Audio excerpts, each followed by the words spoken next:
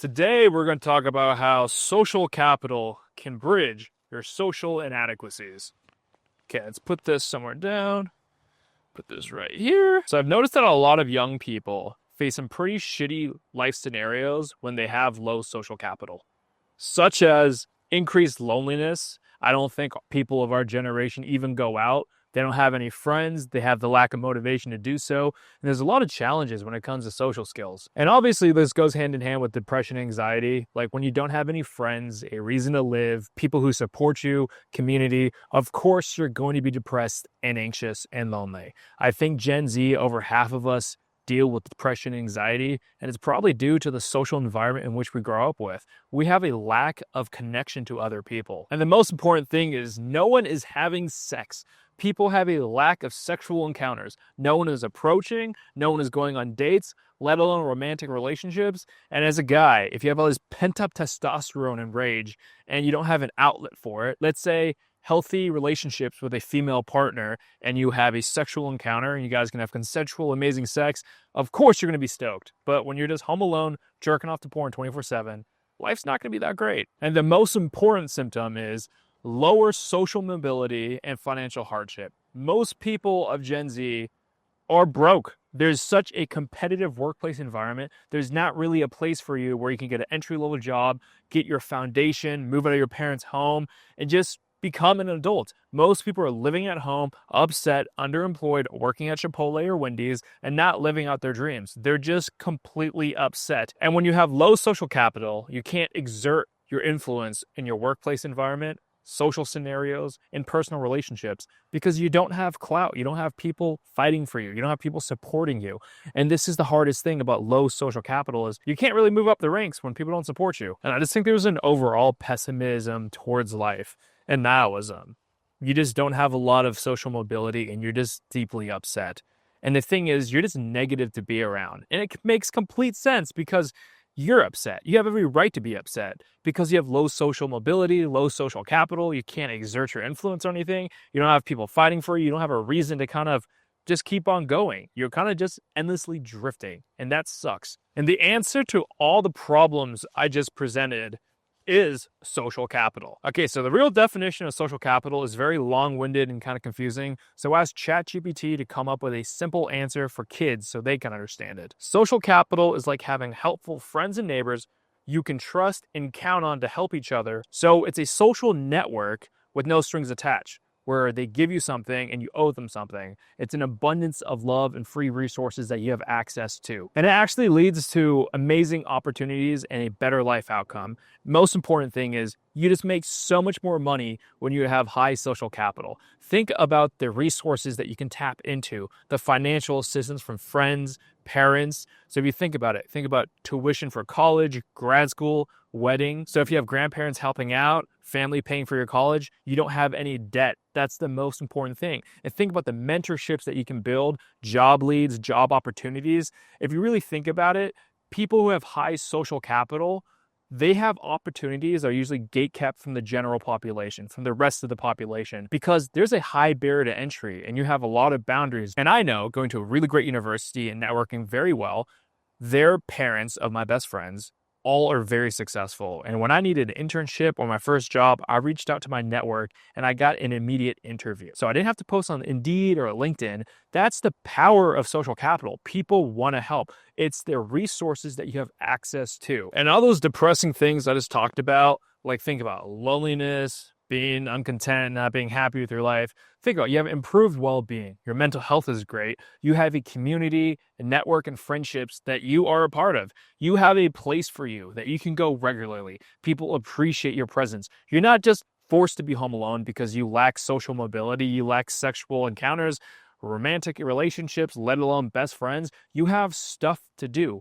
You are highly engaged into your community. Not everyone's extroverted and outgoing. I'm personally actually an introvert, but I'm just highly social. So I go to social events and then I need like 2 weeks to be alone where I can just recover, right? But I regularly frequent my friends. You have a place that you can go to. So think about loneliness and depression, a lack of drive. lack of mentorship, I think there's something really important for younger people to get in touch with the older people. And yes, some boomers do suck ass and should probably die to pass on that money to the rest of us. But there's a lot of really good older people that I've met that I truly appreciate their presence. And yes, they're extremely rare, but they kind of pass on this wisdom that would have been lost if I never met these people. Look, I grew up without a dad. So having older people who I could just rely on, especially a masculine presence to bounce ideas off of and talk about, hey, I'm only 27, turning 28. I'm struggling to find my purpose and mission in this life. But having that wisdom and people just be like, hey, it's going to be okay. They've been divorced multiple times and say, look, shitty things happen in life, but that's a part of it. Uncertainty is very common. Not every single person is going to know why they're here on the earth. And it's okay to kind of just be like, I don't fucking know what I'm doing. But all these problems and symptoms I listed, high social capital will remove all of those problems. It will bridge your social incompetencies. Oh, I completely forgot to add that you actually have clout in your life for the first time. And because of high social capital, you have the increased opportunities in meeting people. So you're naturally meeting people left and right, and you actually meet a lot of girls, and you have the ability to date them, ask them out, and also you get friends that set you up. I mean, everything that's ever happened in my life that's amazing is because I had high social capital. I actually got set up with my current wife, right? My wife forever. I phrased that extremely weird. I actually got introduced to mentors through the cigar lounge. I met a mutual friend named Mike, and he's like, hey, you should meet my friend Tom Snyder. And I've been regularly meeting with him. So because these increased encounters with people, you actually have true abundance in picking who you spend time with. And it also works with meeting girls because you're just naturally frolicking and interacting with people, and then they invite you to their house for a barbecue or a party, and you just are naturally there. These are the high social barriers that a lot of pickup artists don't understand is, yes, you can introduce yourself when you see someone in line or at a coffee shop, introduce them. But a lot of people are kind of gatekept from the general population because they live in these social bubbles where they only talk to their mutual friends, and the only way to meet them is to be introduced by a mutual friend. It's kind of like a filtering mechanism to be like, hey, yeah, you passed the creep vibe check. He's completely normal. So yes, he's safe to talk to. Versus the general population. Honestly, there's some crazy motherfuckers out there. There's pedophiles, there's creepers, there's murderers, there's narcissists. There's a lot of crazy shit out there. So meeting people through natural friendships is absolute the way to go. It's called social networking or social game. And having high social capital would solve all those problems. All right, time for some harsh truths. It's going to be extremely hard to build social capital if you're 20 years old and they're now just starting versus if you started out young and you were outgoing and your parents were very well networked and you had a lot of time to build that up, you're going to succeed. But if you're just now, let's say 25, 27, 28, and you move to a new city and trying to just start it out, it's going to be really hard and you're probably going to fail because it takes a lot of work and a lot of time. You have to be extremely patient for this to work. The truth is, you're probably not going to succeed in building social capital, and here's why. The over-reliance on social media and digital communication is hindering your ability to meet people in real life. Obviously, you can slide into someone's DMs and you might be successful in that, but that only leads to an in-person event or interaction. So eventually you do have to talk to them and get off the online presence. You have to be a man or a woman, man up or woman up, and have the courage to talk to someone in person. Your reliance on social media and online communication is hindering your ability in leveling up your social skills. One thing I like to add is social anxiety and your failure of rejection, it's going to make it impossible for you to even start interacting with people. Because if you keep failing over time, it's going to limit you. Because if every interaction that you've had is failure, that erodes your confidence over time. Unless you can somehow be crazy about it like me, where if you get rejected and you just slowly learn why you got rejected and you learn to adapt and learn social cues and learn social skills, it's kind of a nonverbal thing like reading body language. If you're able to do this successfully, the world will be yours. But the overmounting pressure and the burden of social anxiety will truly limit you and hinder your ability to become successful. It's funny, I just got home and my Filson just got in. Okay, so like I was saying, if you're afraid of large social settings, parties, meeting a lot of people, it's gonna be hard to even meet other individuals because you have to be able to interact with large parties if you want to become successful. And the thing is, I'm not saying you have to always go out in large settings. You can meet people one-on-one, but the thing is, no one likes large settings. Yes, some outgoing extroverts enjoy it, but for me, I personally don't like it, but you have to be able to survive in it, and that's the most important thing. So it's kind of cool. My Filson just came in right as I got home from the woods to film this, so we're going to talk about it. The most important thing, it takes a lot of time to build these relationships. And if you're older and you're now just getting started, let's say you got divorced and you have to go build new friendships, okay, it's going to be a lot harder because you don't have time on your side.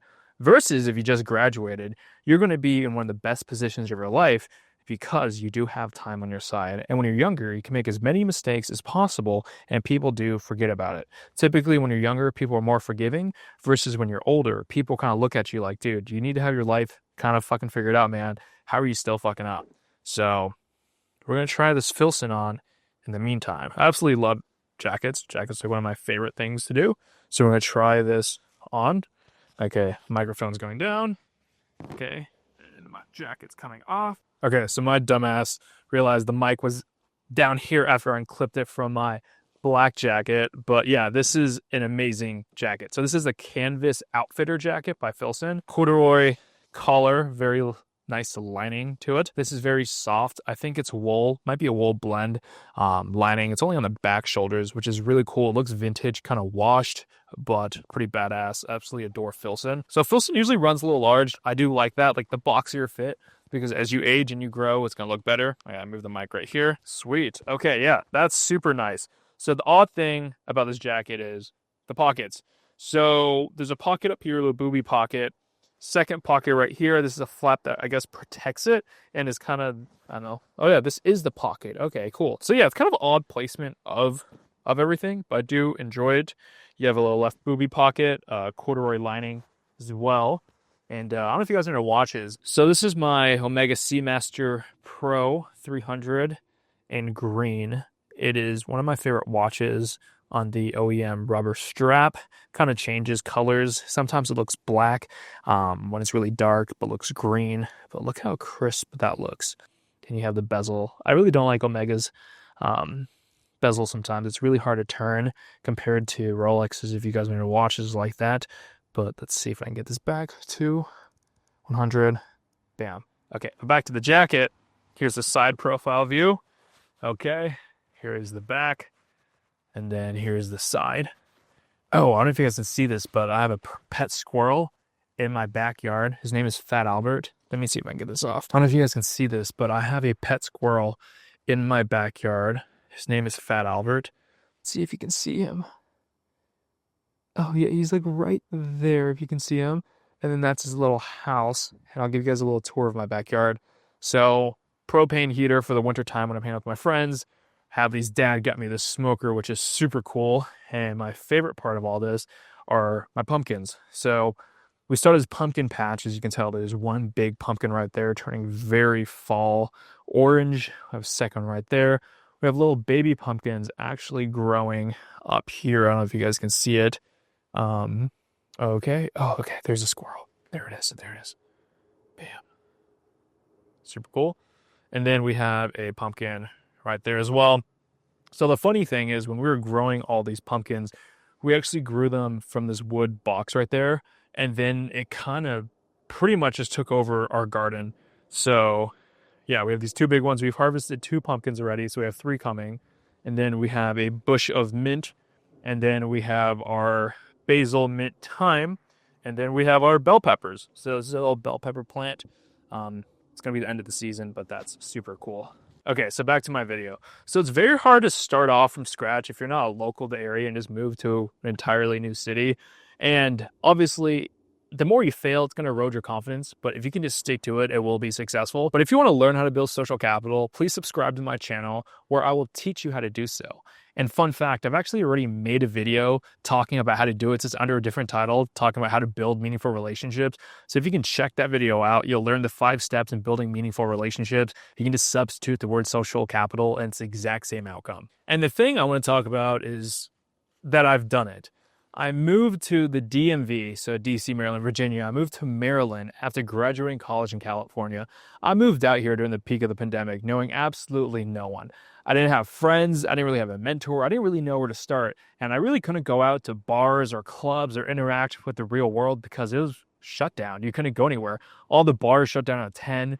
And it was just really awkward because the one time I did go to the bar, they kind of isolated you at a table by yourself. And I was just drinking by myself. And I was like, this is fucking terrible. And I made an active decision to overcome my social inadequacies, in this case, low social capital, and actually started interacting with my immediate environment. I met this girl who was studying. She was in med school in the military in my apartment lobby, started hanging out with her. Eventually, by hanging out with her, I actually met my really good friend Connor, who was the property manager, and we all started hanging out. Eventually, this girl named Abby introduced me to my current wife, my wife forever. Okay, that's phrased that extremely weird. And she set us up on a date. We were just talking. She was like, hey, I'm getting dinner with my friend. Would you like to meet my friend Hadley? And eventually I did. And here we are 3.5 years later.